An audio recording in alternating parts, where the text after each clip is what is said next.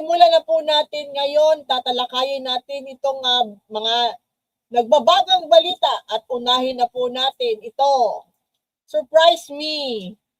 Ang ating pong unang tatalakayin ay patungkol sa kay Ramil Madriaga po.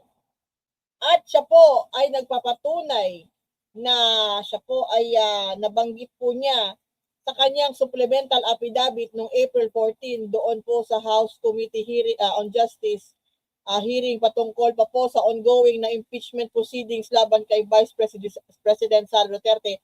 Nabanggit po niya doon sa kanyang sinumpaang salaysay regarding sa mga nakarehistro na motor. Dalawa po ang motor. Nakita ko po yung may yung parang ano tawag doon? Yung registration po. Meron ako nun picture. Hindi ko nga po alam po na nagagawa ng content kasi madami po ako ibang inaasikasong sinusulat. Pero pag ako po ay medyo naluwag-luwag na po, gagawan ko po ito ng content. So, ang sabi po ni Ramil Madriaga, lumitaw po ito nung isang araw yata o nakarehistro ang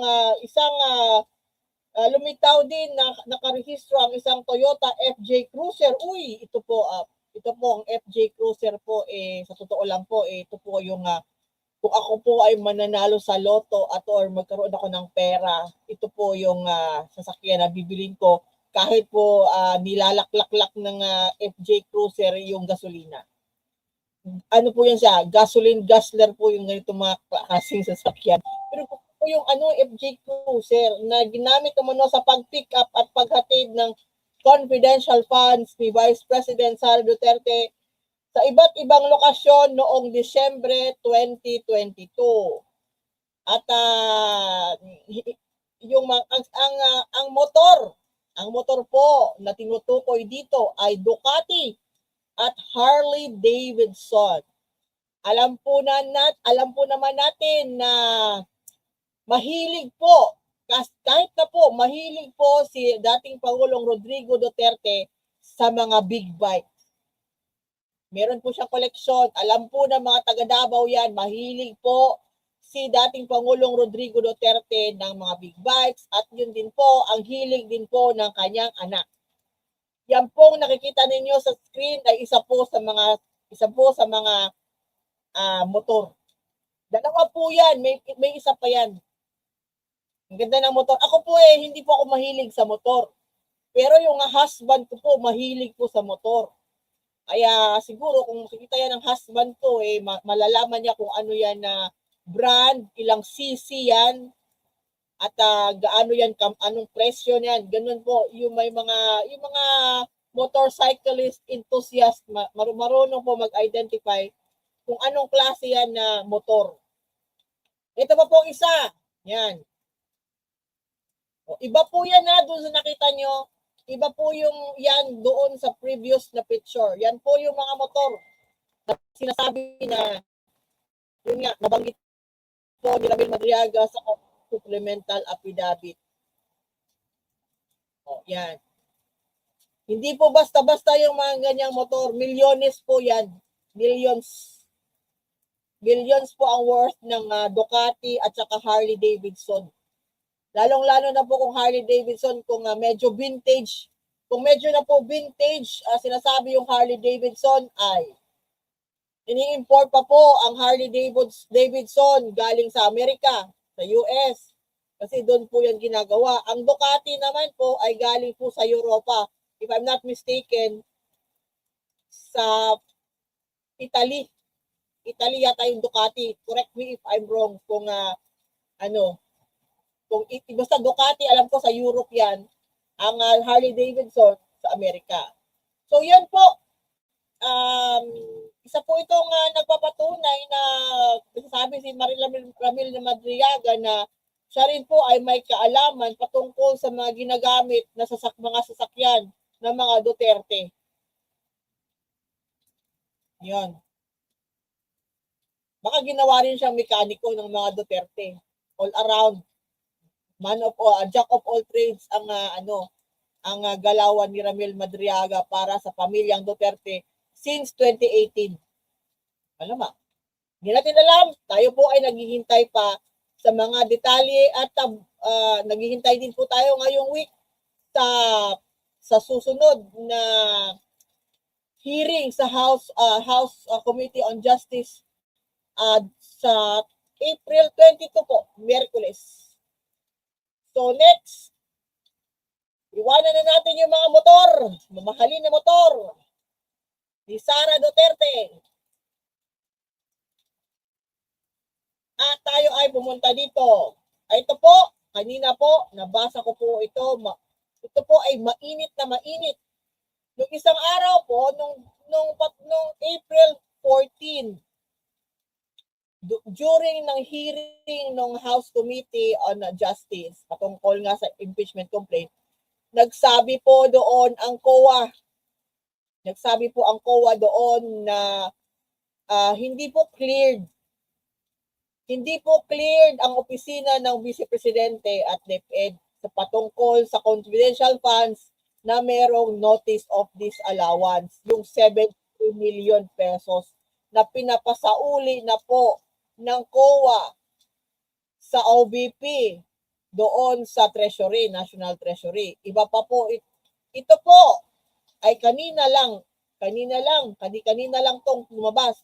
Iba pa po ito sa 73 million na pinapasauli ng opisina ng Vice Presidente. Ito po ay 375 million naman po.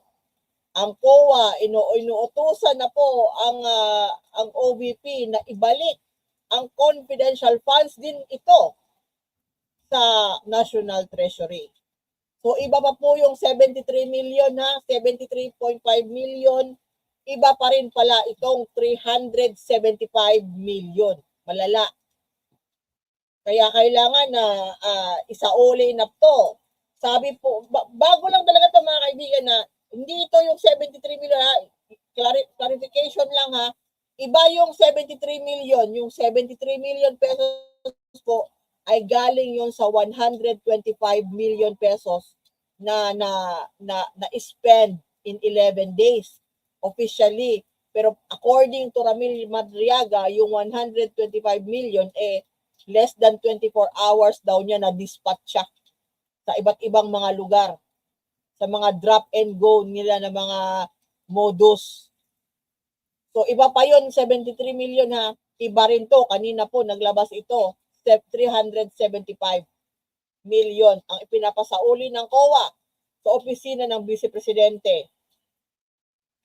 Dahil po merong mga seryosong violations sa paggasta ng 375 million na ito ng panibago.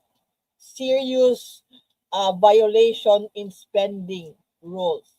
Hindi na naman sumunod sa patakaran kung paano gastahin ang confidential funds.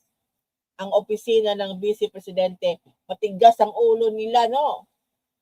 So the funds, ito pong funds na ito ay na-release ng 125 million cash advance sa 2023. Ito po ito 2023. Yung previously yung 73 million 2022 December po 2022 yung nagasta. Ito po nagasta the following year 2023. So may issues nga na flag na hindi nga maayos, hindi tama yung paggasta ng pera. Tapos hindi maayos, unsupported intelligence-related expenses. Questionable procurement documents. Ito na yun, siguro yung madaming pangalan ng mga gawa-gawang pangalan. At reimbursements made without proper authorization according sa COA findings.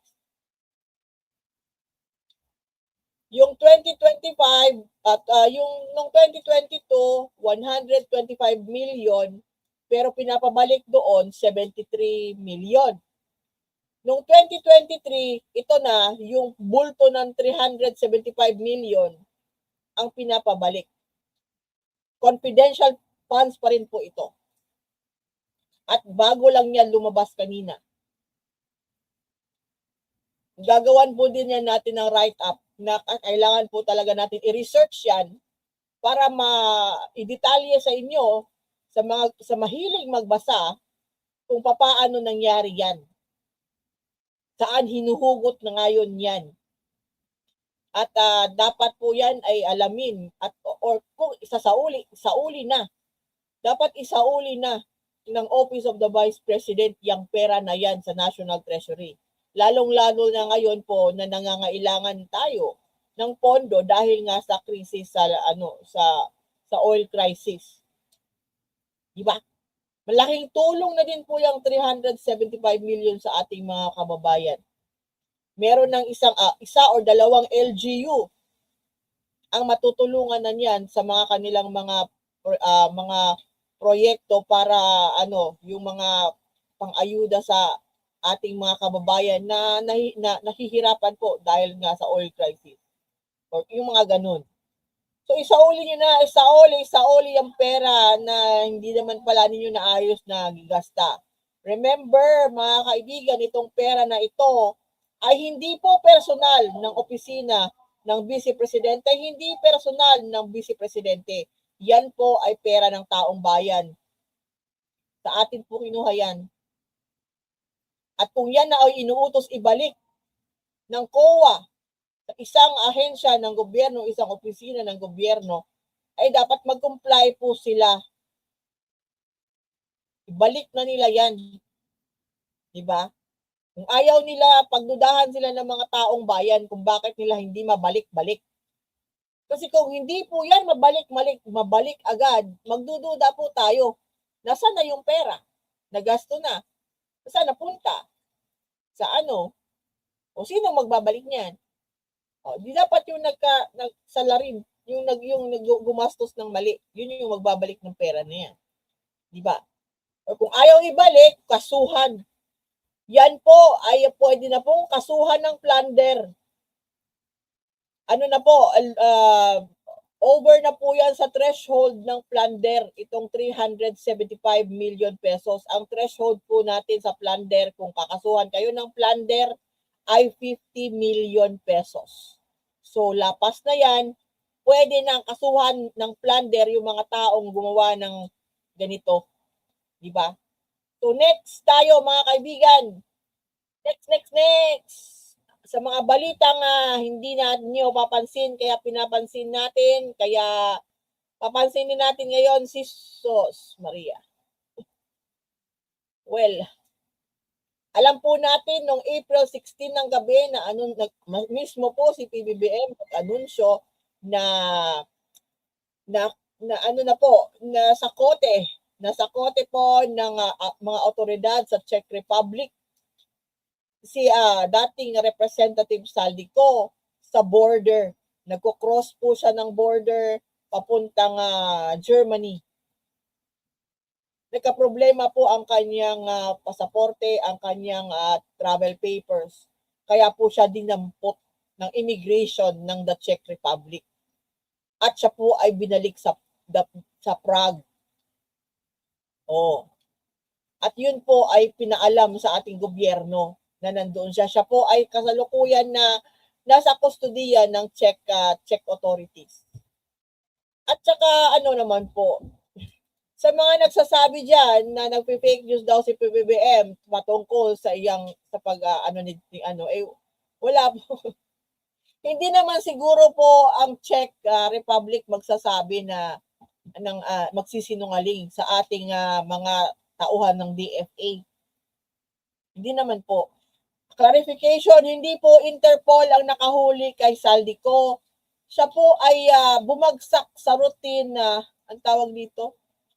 Siya po ay bumagsak sa routine na yung tinitingnan na po yung papeles yung sa immigration. Anong tawag? Nakalimutan ko anong tawag yun. Yung 'di ba pag kayo po ay pumupunta sa ibang bansa, dadaan po kayo sa immigration, may ititingin po sa inyong pasaporte, tatanungin kung anong gagawin niyo doon. sa papasukan ninyo na country, tapos titingnan kayo sa dadaan kayo sa ano yun? Dadaan kayo tapos pipicturean kayo. Hindi po pumasa si Saldico. Na-flag siya po. Na-flag siya ng immigration doon sa the Czech Republic na papasok sa Germany.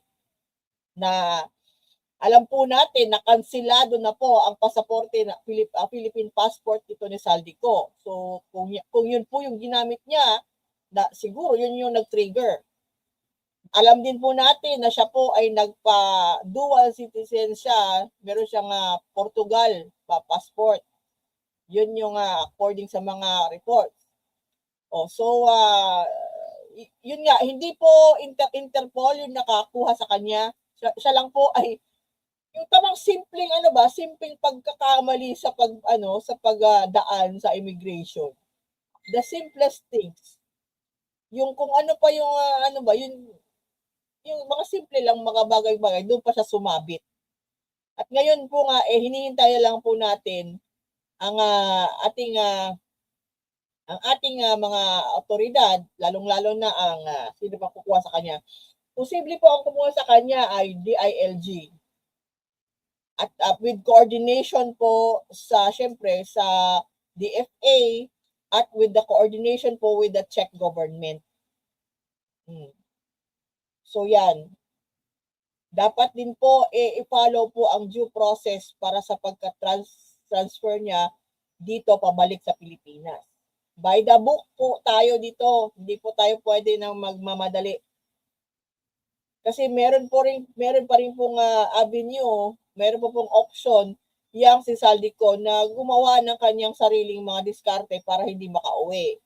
'Di ba? Kasi ang dala-dala daw niya na ngayon Portuguese passport. Baka manghingi siya ng tulong sa Portugal. Hindi natin alam.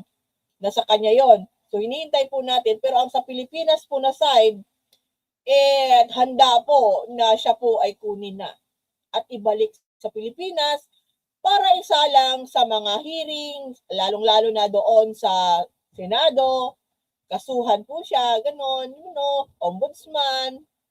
Madami pong mag-welcome sa pagbabalik ni Saldico sa Pilipinas. At dapat lang po natin tingnan kung yan pong picture nakita ninyo, yan po ay kuha po doon sa kanyang mga video na part 1, part 2, part 3, part 4 na naka-jacket siya ng brown at yan po paulit-ulit at medyo nakakaduda po ang kanyang ang kanyang physical form. Kasi alam po natin ngayon, magaling na po ngayon talaga ang AI, di ba?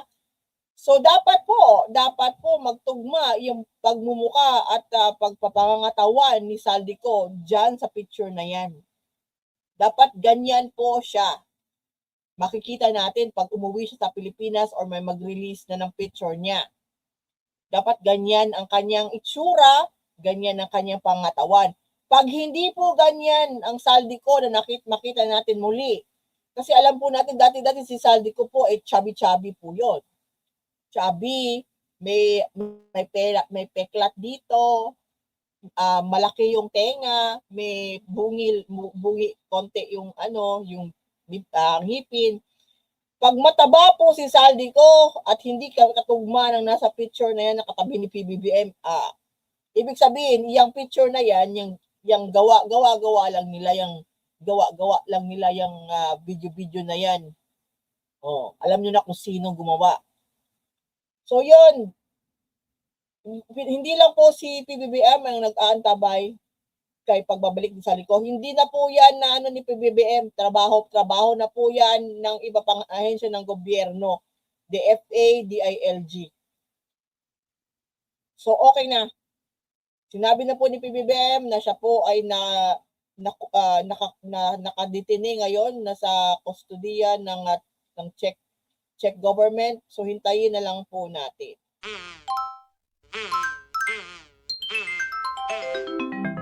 Kakulango.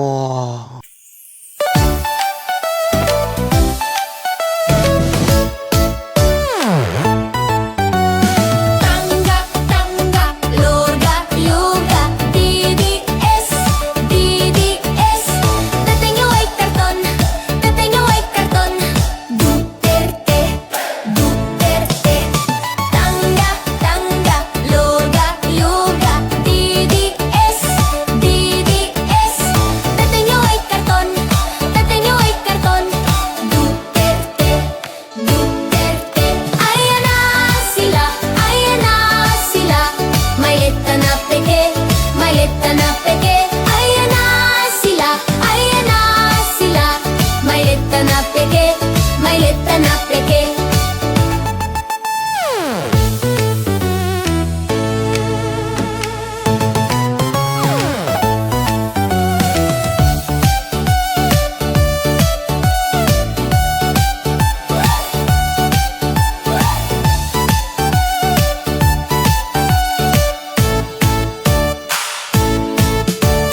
Tangga, tangga, luga, luga. DDS, DDS. Tatay mo ay karton, tatay mo ay karton. Duterte, Duterte. Tangga, tangga, luga, luga. DDS, DDS. Tatay mo ay karton, tatay mo ay karton. Duterte, Duterte. Ayan na sila, ayan na sila. Maleta na peke, maleta na peke. Ayan na sila, ayan na sila. Maleta na peke, maleta na peke.